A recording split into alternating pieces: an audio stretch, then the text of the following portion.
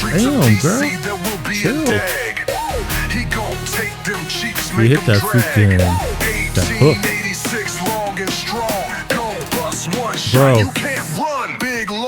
Bro's lag switch.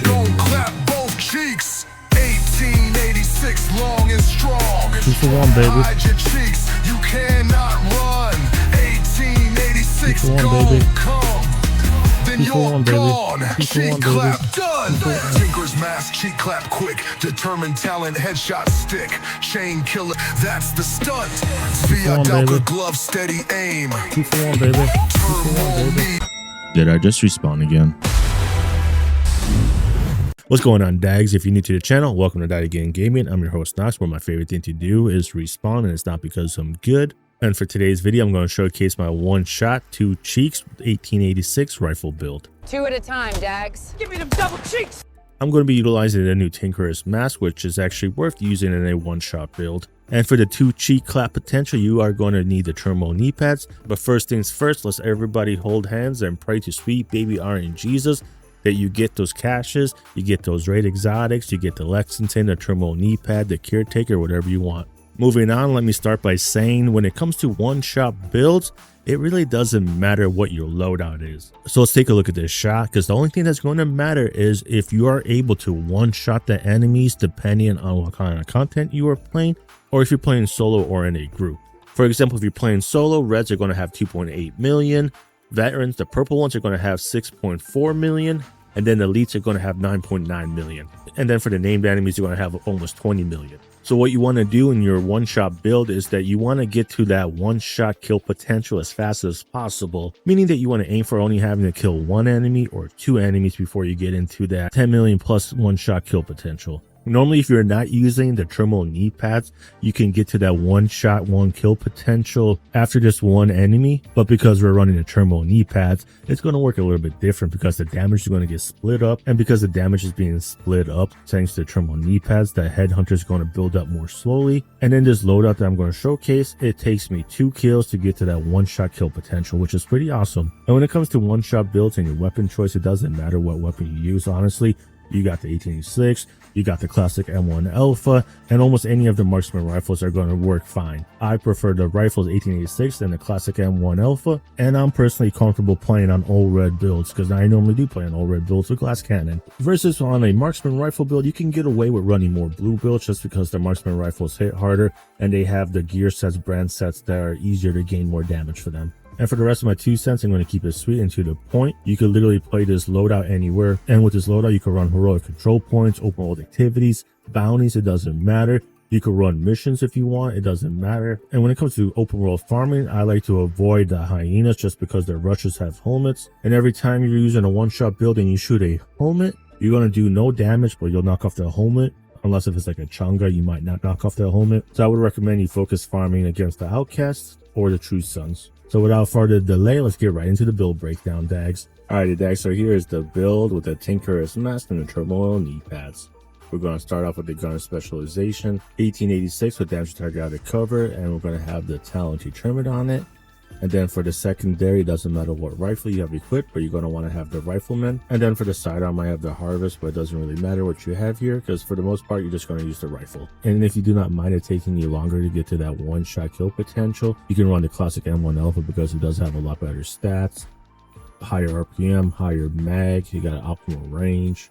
The accuracy is a whole lot better on it, reload speed is going to be better. And you could equip a total of 3 different mods to kind of customize how you like to play. For the loadout, you're going to have to go all reds just because we have the Turmoil knee pads, and it's going to split up the damage, meaning that it's going to take longer to stack up the Headhunter to that one-shot, 1-kill potential. And that is another reason why I'm actually running the name Chainkiller to get the perfect Headhunter, because with the perfect Headhunter, it's going to give us a little bit more damage up front after the first kill, making it a little bit easier to stack this up. And of course, you're going to want to have at least 150% headshot damage to unlock that extra 1250 damage you get from the perfect Headhunter. And the star of the show is going to be the Tinkerer mask, is going to come double crit. And the Abridged talent is what's allowing us to benefit from both talents determined and rifleman at the same time. Now let's talk about the Turmoil knee pads. It comes automatically double crit. And it has the talent Bewildered, and the way that Bewildered normally works is it's going to split up your damage 50%, 50%, while the secondary target does take double dipping damage from like damage target out of cover and some amplified damage sources. But the way it works with one-shot builds, for whatever reason,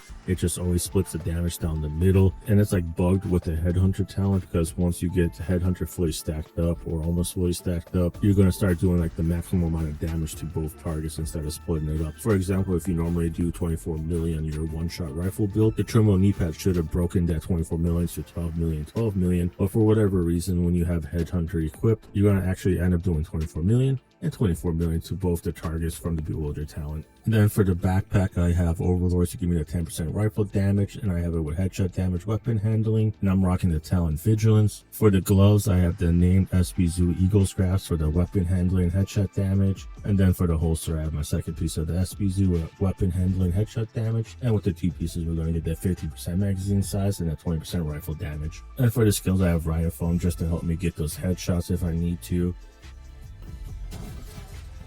Secondary skill, I have the Reviver Hive, but you can run whatever you want. It doesn't really matter. If you don't want to run the Reviver Hive, you can run like the Fixer Drone or something like that. For the active modifier, I don't actually use active modifier because I want to benefit from the passive modifier, the best kind of defense. We have the multitasker for that weapon damage, some bonus max armor, and that +1 skill tier is going to be very useful. And then I have a tier a day. And if you're running the Fixer Drone, you can run supportive. This is going to boost the amount of healing it does.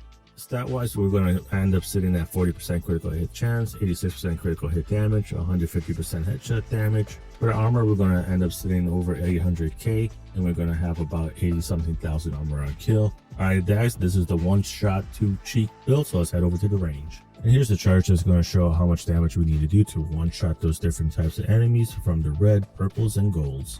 So here's with the 1886, we're going to have to kill, I believe, 2 enemies right now. There's one. We could take out the purple with one shot. And now we're going to get in that 1 kill potential. So see, we're doing 13k.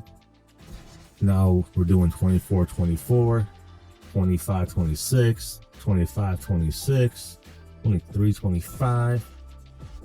And you can see how it's kind of like broken. You shouldn't be doing this much damage. But for whatever reason, it's bugged out and we're doing the maximum amount of damage to both targets.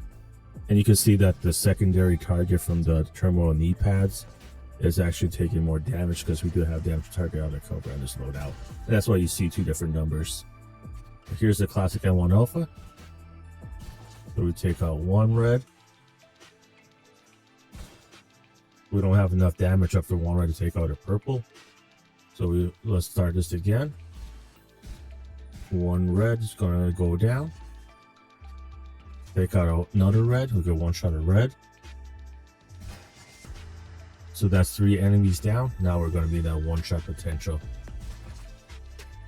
And when we have Rifleman stacked up, we're gonna do a pretty good chunk. It's not that much, but you know, and when you're solo doing, you know, 13 million, 14 million, 15 million, it's more than enough damage to take out all the elites and below. And the reason why I like the classic M1 Alpha is because you could literally do this. Just spray and pray your gun. Like, you don't really have to aim it. And you can't really spray and pray like this, the 1886 or the other marksman rifles. That's why I like the classic M1 Alpha. Alrighty, here's the loadout one more time. We're going to use either the 1886 or the classic M1 Alpha, whichever one you like. Just keep in mind, we're going to actually end up doing more damage once we unlock multitasker. And we're going to get a little bit more headshot damage too once we cross over the 800k armor threshold. Alrighty, guys, let me know what you guys think about my one-shot 2 cheeks rifle build with the 1886 or the classic M1 Alpha. And if you made it this far, make sure to like the video, drop a comment below what you think, and make sure you guys subscribe. It's going to help out the channel. That's all for now. Happy farming, get out there, do your thing, and I hope you guys enjoy the stretch goal event. I'm trying to kite him. Watch. Okay. Hey, give me them cheeks. Give me them cheeks, girl. Come here. I'm trying to reach you about your extended car warranty, fatty.